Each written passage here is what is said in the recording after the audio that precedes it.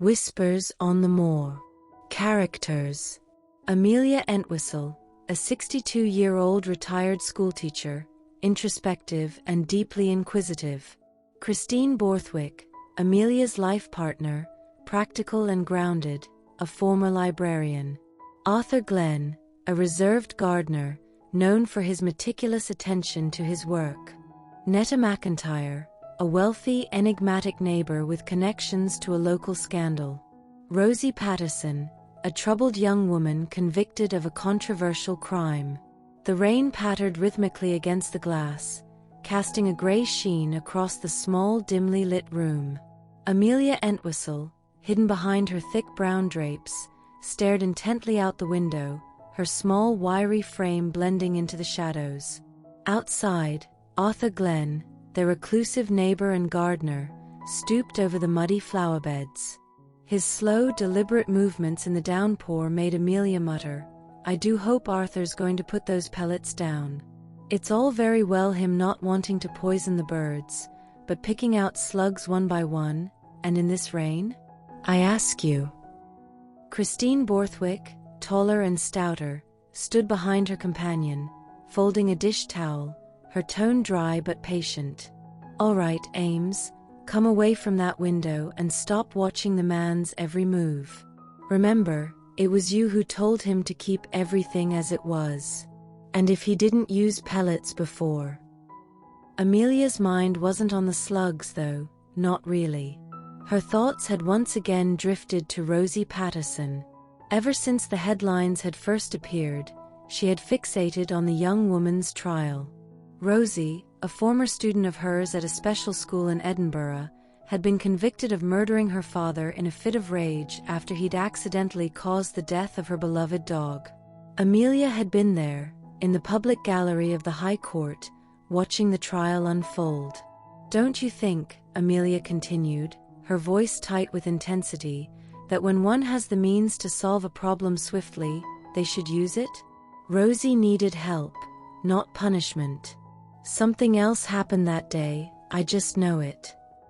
Christine sighed, familiar with this script. It had been the same every day since Rosie's trial. Amelia, with her obsession for justice, refused to believe the girl capable of such violence without some unseen provocation. To Amelia, Rosie's trial was unfinished business. "Ames, we've talked about this. The jury saw the evidence, heard the testimonies. It's done. We can't change it." But Amelia wasn't so sure. The crime had occurred in Gillarigg, the quiet village to which they had recently moved. The Patterson house was still up for sale, and Netta McIntyre, Rosie's former employer and local celebrity, lived not far from their new home. Amelia had heard rumors about Netta's involvement in the case, but there was something unsettling about her connection to Rosie and that butcher, Andrew Dawson, whose car Rosie had used on the night of the murder. "Arthur works for Netta McIntyre too, you know," Amelia said, a knowing gleam in her eye. "We should ask them over for dinner. Maybe Arthur has seen or heard something. People talk when wine is involved." Christine shook her head. "Always scheming, Ames. You're not going to solve this mystery over lamb chops." Amelia, however, wasn't deterred. "You don't see it, Chris. There's more to this. Rosie's conviction doesn't sit right with me. And Netta, there's something cold about her. I need to understand." For over 40 years, Christine had stood by Amelia's side, through school, through the war, and through the countless theories Amelia had concocted. They'd shared a life together, maintaining a quiet front as respectable spinsters in the village.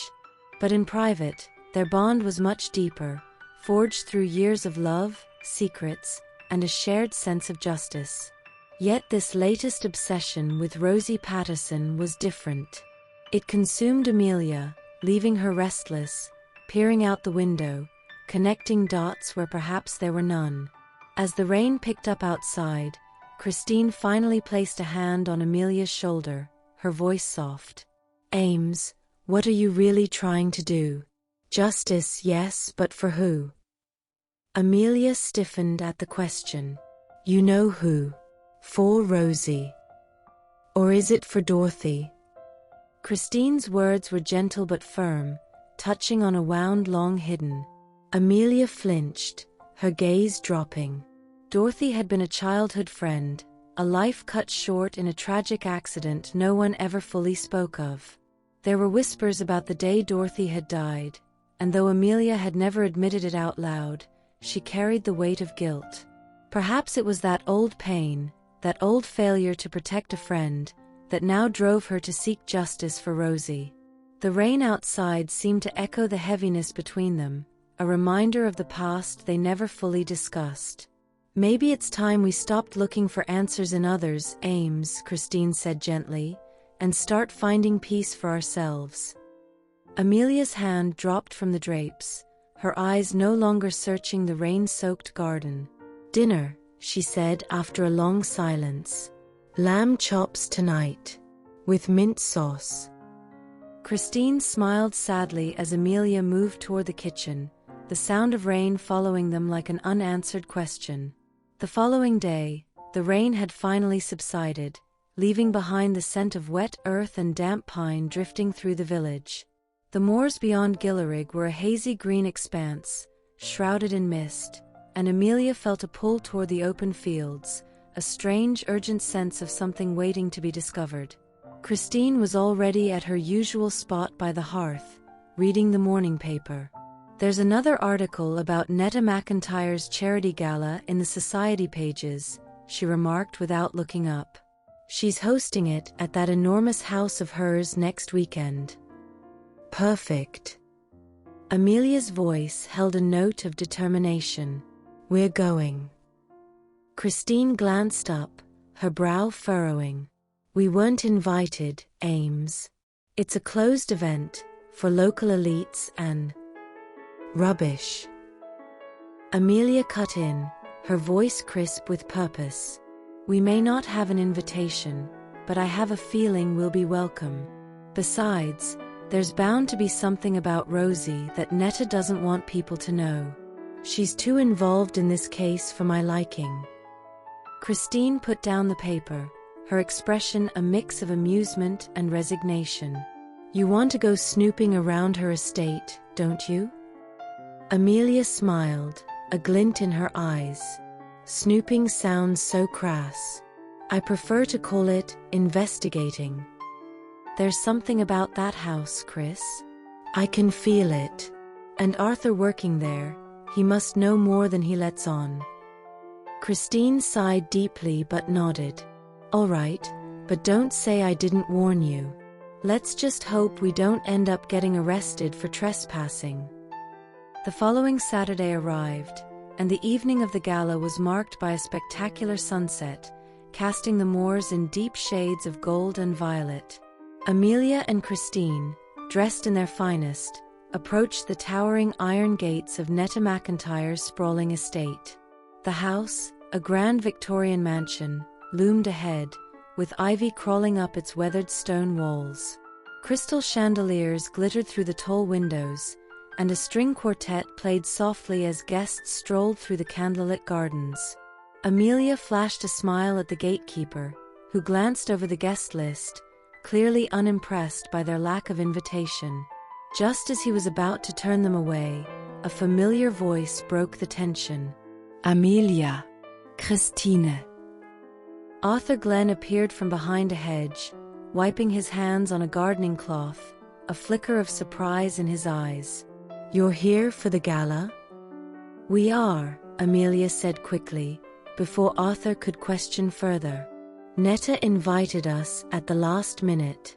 Had to dash over without proper notice.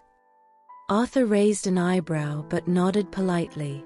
Well, if Netta says you're welcome, then by all means, enjoy the evening. But, he hesitated, lowering his voice, just be careful, all right? There's been talk, strange things happening here since Rosie's trial. You shouldn't get too close to Netta. Amelia's curiosity sparked. What kind of strange things? Arthur looked over his shoulder, ensuring no one was listening, then whispered, I've heard voices, at night, coming from the old greenhouse at the edge of the estate. I've seen Netta going there with Andrew Dawson, and they stay for hours. Whatever it is, it's not gardening. Christine's hand tightened on Amelia's arm, her face growing pale. Ames, maybe this isn't a good idea. But Amelia's mind was made up. Thank you, Arthur, she said, giving him a firm nod.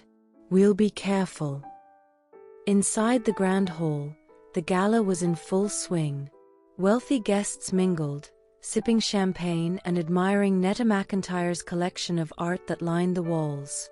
The air buzzed with laughter and murmured conversations, but Amelia's sharp eyes were focused elsewhere. Look at Netta over there, she whispered to Christine as they edged closer to the entrance of the ballroom. Netta stood by a grand staircase, her emerald gown shimmering under the chandelier lights. But it wasn't Netta's elegance that caught Amelia's attention. It was the subtle exchange between her and Andrew Dawson, the butcher involved in Rosie Patterson's case. The way he leaned in too close, whispering something in her ear, and how her smile didn't reach her eyes. Come on, Amelia said, tugging at Christine's sleeve. We need to find that greenhouse. They slipped out of the hall, unnoticed among the guests, and ventured into the garden. The winding paths were dimly lit by flickering lanterns, and the sound of the string quartet faded as they moved farther from the estate. Finally, they reached the edge of the grounds, where the dense trees surrounded an old, neglected greenhouse. Its once clear panes were streaked with grime, vines clinging to its crumbling walls. Amelia pressed a finger to her lips, signaling Christine to stay quiet as they crept closer. Inside, through the foggy glass, faint figures moved, a man and a woman, their voices too low to make out, but their tense body language spoke volumes. Do you see that? Christine whispered, eyes wide. That's Netta. And Andrew Dawson, Amelia confirmed, her heart racing. Whatever they're doing here, it's connected to Rosie. I know it. Suddenly, a loud crash echoed from inside the greenhouse.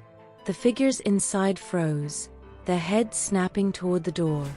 Amelia pulled Christine back, heart pounding in her chest. We need to leave, Christine urged, tugging on Amelia's coat. Now, before we're caught. But Amelia's instincts took over.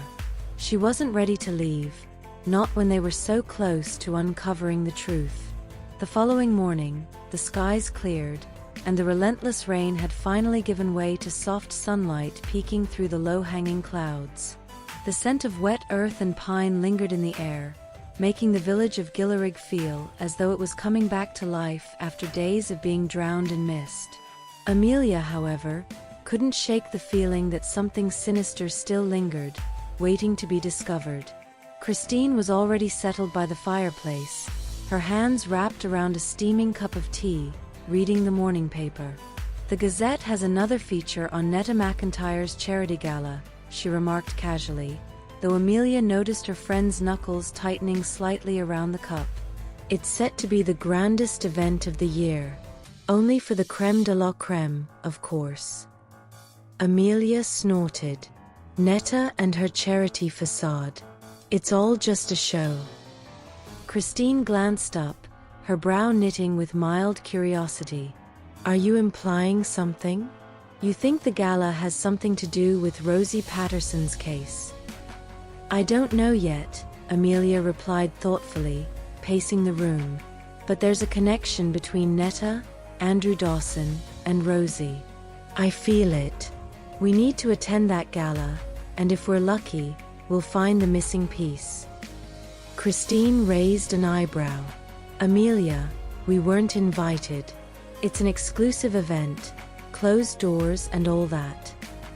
I wasn't asking permission, Amelia quipped, her tone brightening with excitement. We're going, Chris, invitation or not.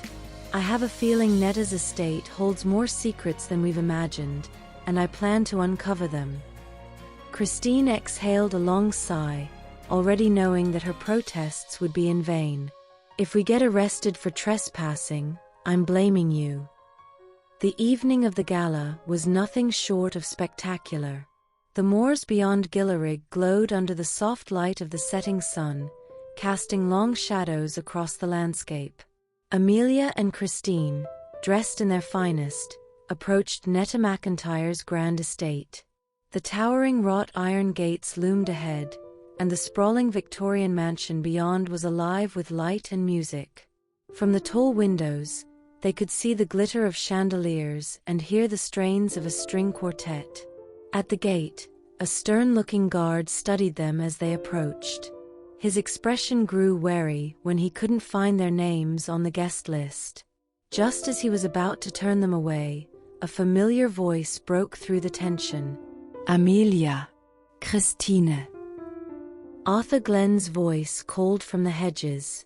He emerged, wiping dirt from his hands on an old gardening cloth, looking surprised to see them. "You're here for the gala?" "We are," Amelia said brightly. "Netta invited us at the last minute, and we didn't want to miss out." Arthur's eyes narrowed slightly in suspicion, but he didn't press the issue. "Well, if Netta says you're welcome, I won't argue. But be careful." His voice lowered to a whisper. "Strange things have been happening here, especially since Rosie's trial. I've heard rumors, whispers in the night. People say they've seen Netta sneaking around the greenhouse with Andrew Dawson. Something's off." Amelia's eyes gleamed with intrigue. "The greenhouse?" Arthur nodded gravely. "Whatever's going on there, it's not gardening. Just be careful." With a quick glance exchanged between them, Amelia and Christine nodded their thanks and made their way into the estate. As they passed through the grand entrance, Amelia's gaze darted across the sea of well-dressed elites, searching for any sign of Netta or Andrew Dawson. The ballroom was alive with laughter and the clink of champagne glasses, but Amelia couldn't shake the feeling of being watched. "There," Amelia whispered, her eyes locking onto a figure near the staircase. Netta McIntyre stood in her emerald gown, perfectly poised and polished, but something about her smile seemed off hollow, as though she was playing a part. Next to her was Andrew Dawson, the butcher, his presence a stark contrast to the lavish surroundings. He leaned in close, whispering something in Netta's ear, and Amelia noticed the way her hand twitched at her side. "They're hiding something," Amelia murmured. "I can feel it." Christine glanced nervously around the room. "What's the plan? We can't just confront them here." "We don't have to," Amelia replied with a sly smile. "We're going to find the greenhouse." The mansion's gardens were just as grand as the house itself. Winding stone paths, lined with flickering lanterns, led to sculpted hedges and fountains that gleamed in the moonlight. As the sound of the gala faded behind them, Amelia and Christine slipped into the shadows, following Arthur's directions. The path became more overgrown the farther they ventured, until finally, they arrived at the greenhouse. It was a large glass structure that looked as though it had once been magnificent, but now it was neglected. Thick vines snaked across the grimy panes, and the iron framework was rusting in places. A faint glow from within caught Amelia's attention. Someone was inside. They crouched low, creeping toward the greenhouse. Through the foggy glass, they could just make out the silhouettes of two figures, Netta and Andrew. The low hum of their voices was barely audible, but their movements were sharp and tense. Amelia strained to hear, but the glass muffled their words. Suddenly, a loud crash echoed from inside. Amelia stiffened, pulling Christine closer into the shadows. The figures inside froze, and Netta's head snapped toward the door. For a heartbeat, everything was still. "They know we're here," Christine whispered, panic edging her voice. "We need to leave now." But Amelia was already moving, creeping toward the back of the greenhouse, searching for an entrance. "We're not leaving until we find out what they're hiding." Christine's protests fell on deaf ears as Amelia pushed open a small, creaky side door and slipped inside. The air was thick with the scent of earth and decay. In the dim light, she could see Netta and Andrew hunched over a table, examining something: a stack of old papers, a faded map, and jars. The jars glistened in the low light, filled with murky liquid and strange, floating objects that made Amelia's stomach twist. "What the hell is this?" Christine whispered in horror, her eyes wide with fear. Amelia didn't respond, her gaze fixed on the map. It was a crude drawing of the moorlands, but certain areas were marked with symbols, strange, ancient-looking symbols she didn't recognize. Whatever Netta and Andrew were doing, it wasn't just about Rosie Patterson anymore. It was something bigger, something darker. Suddenly, a shadow fell across them. Netta's voice, cold and sharp, pierced the silence. "I see we have uninvited guests." Amelia's heart lurched as she spun around. Netta stood at the entrance, her eyes glinting with something far more dangerous than surprise. Behind her, Andrew loomed, his fists clenched at his sides. "You should have stayed at the party, Miss Rivers," Netta continued, her smile thin and humorless. "But since you're here, why don't you tell me, what exactly do you think you've uncovered?" Amelia's mind raced, but before she could respond, the door to the greenhouse swung shut with a resounding click. Open ending. The silence that followed was suffocating. The greenhouse, once a forgotten corner of the estate, now felt like a trap. The air seemed to hum with an unspoken threat as Netta and Andrew stared them down. Amelia's breath quickened, her instinct screaming to run, but her curiosity still gnawed at her. What were they planning?